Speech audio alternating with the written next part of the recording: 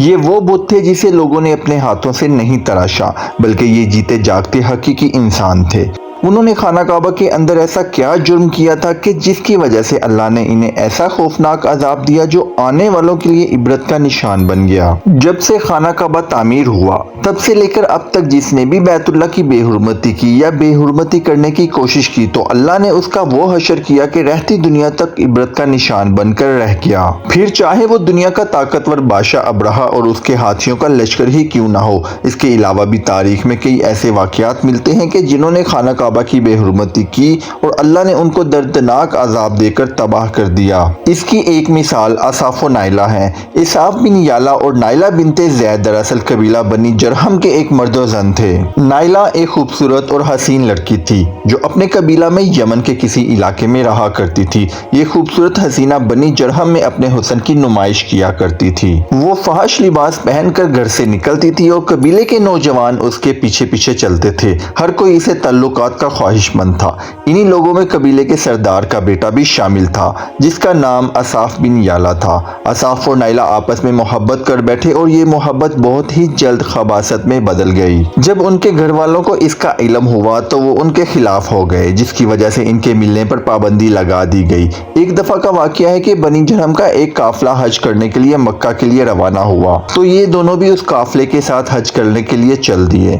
قافلہ مکہ پہنچا اور یہ حج کے ایام تھے۔ انہی دنوں کا واقعہ ہے کہ ایک روز کعبہ میں لوگوں کی تعداد بہت ہی کم تھی اور آس پاس کوئی بھی موجود نہ تھا، لہذا شیطان نے ان کے دلوں میں وسوسہ ڈالنا شروع کر دیا۔ وہ دونوں خانہ کعبہ میں داخل ہو گئے اور اس تنہائی کے عالم میں زنا کر بیٹھے۔ ان کی اس خباثت اور خانہ کعبہ کی بے حرمتی میں زمین اور آسمان کانپ اٹھا، سمندر کی موجیں جوش مارنے لگی اور اللہ کی طرف سے عذاب نازل ہو گیا۔ ہوا یوں کہ جب وہ خانہ کعبہ کے اندر بدفعلی کر رہے تھے تو اسی وقت ان کی روحیں قبض کر لی گئیں اور ان کے گوشت پوشت کے جسم پتھر کے بنتے چلے گئے۔ یہ لمحہ انتہائی خوفناک اور عجیب و غریب تھا۔ دو زندہ انسان عذاب الہی کے تحت اب پتھر کے بن چکے تھے۔ کچھ دیر بعد جب بنی جرہم کے لوگ خانہ کعبہ کے قریب آئے اور بیت اللہ کے دروازے کو کھولا تو دونوں بدبخت برہنہ حالت میں پتھر کے بنے ہوئے کھڑے تھے۔ وہ یہ سمجھ کے کہ یہ خبیث اللہ کی مقدس گھر میں کسی جرم کا ارتکاب کر رہے تھے، لوگوں نے دونوں کے مجسموں کو اٹھایا اور باہر لا کر زمین میں گاڑ دیا تاکہ یہ لوگوں کے لیے عبرت کا نشان بنے رہیں۔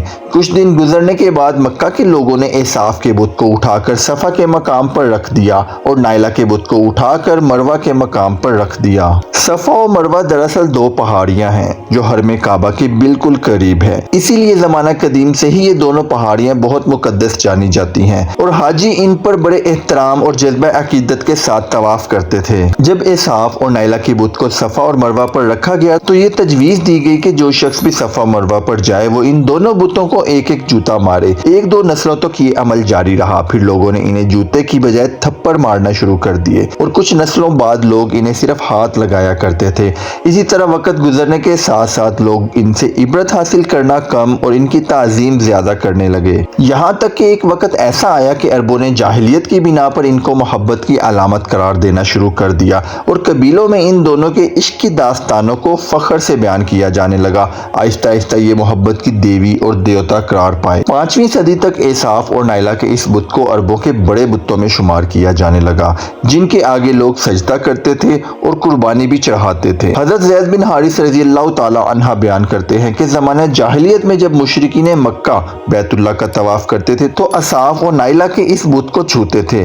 میں ایک دفعہ رسول کریم صلی اللہ علیہ وآلہ وسلم کے ساتھ بیت اللہ کا طواف کر رہا تھا، لہٰذا جب میں ان بتوں کے پاس سے گزرا تو ان کو چھوا۔ اس پر آپ صلی اللہ علیہ وآلہ وسلم نے مجھ کو ان بتوں کو چھونے سے منع کیا۔ میں نے اپنے دل میں کہا کہ دیکھوں تو صحیح کہ چھونے سے کیا ہوتا ہے، اس لیے دوبارہ ان کو چھوا۔ آپ صلی اللہ علیہ وآلہ وسلم نے دوبارہ ذرا سختی سے منع کرتے ہوئے فرمایا کہ کیا تم کو منع نہیں کیا تھا؟